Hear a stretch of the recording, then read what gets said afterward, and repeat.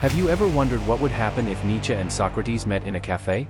Well, today we are going to talk about two heavyweights of philosophy, Nietzsche, the rebel without a cause, and Socrates, the wise grandfather of the town square. Before they talk in a cafe, let's look a bit at Socrates. Can you believe it? Socrates was famous without social networks, just by talking in the square of Athens. Socrates was that man who never wrote anything but never stopped talking. A fanatic of know thyself and in the pursuit of truth through questioning and dialogue. Imagine him, walking through the streets, unkempt beard, throwing out questions like, who fries the rice and grains the egg? He was the soul of the square, the one who made you think until your head hurt.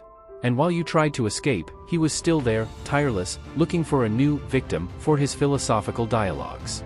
For Socrates, what mattered was the soul, ideas, and that eternal search for truth. But beware, not just any truth. His was an intense quest, the kind of question everything until you find the core of the matter. He said that knowing oneself was the key to everything. He was like the first self-help coach in history, but without self-help books.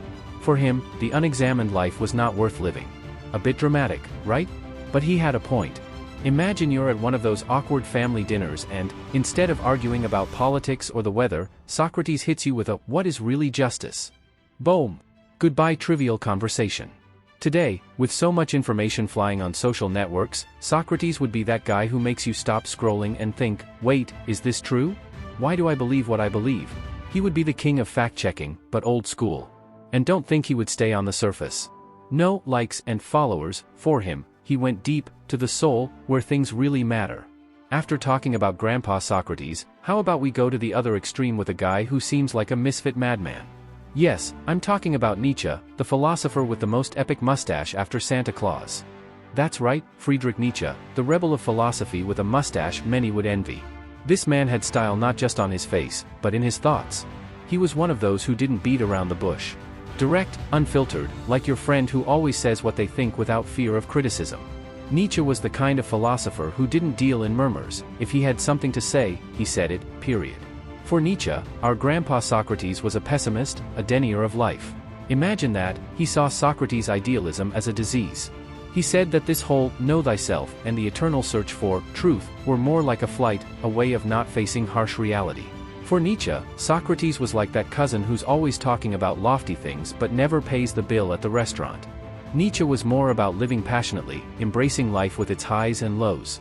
Kind of like those few influencers you see on Instagram, living life to the fullest, but without filters and very authentically. He wanted us to face life as it is, without hiding behind idealisms. Like the friend who tells you, stop dreaming and start acting. Now, imagine a scene where Socrates and Nietzsche are having coffee, which is what we came here for. Socrates, in his tunic and with that serenity of, I know things you don't, and Nietzsche with his mustache and a look of, don't come at me with stories. Socrates, raising his finger, says, the truth, my friend, is up there, in the world of ideas and questioning. And Nietzsche, without missing a beat, replies, nonsense. Life, real life, is here below, in this very cafe, not in the clouds. Nietzsche continues, what's the use of searching in the heights for what we already have in front of us? Philosophy should be about life, about how to live it with passion and authenticity, not about mere abstractions.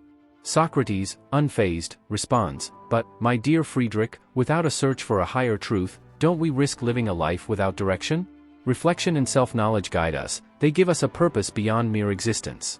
Nietzsche laughs and points out, but isn't it more valuable to forge our own destiny, to find our own purpose in the chaos and beauty of life itself, rather than seeking answers in an unattainable world? But pay attention to this, it might surprise you. This confrontation between Socrates' idealism and Nietzsche's raw realism is like putting a mirror in front of us. Which reflection do we prefer? On one hand, Socrates invites us to seek the truth beyond the tangible, in an ideal world that we may never reach. On the other hand, Nietzsche grabs us by the shoulders and shakes us saying, wake up. Life is happening now, at this very moment, not in your thoughts. So, we are left thinking, what is more important, the ideal or the harsh reality? Do we live in the clouds with Socrates, seeking a truth we may never find, or do we get our hands dirty with Nietzsche the Superman, embracing life with all its imperfections? This philosophical battle isn't just about two guys with beards and mustaches arguing in an imaginary cafe. It's about us, how we see life, how we live it. Are you on the team idealistic dreamer, or realist with feet on the ground? Comment below which team you are, and don't forget to like if you think Nietzsche would have been a good influencer today. If you want to support this kind of content, share it with all your friends.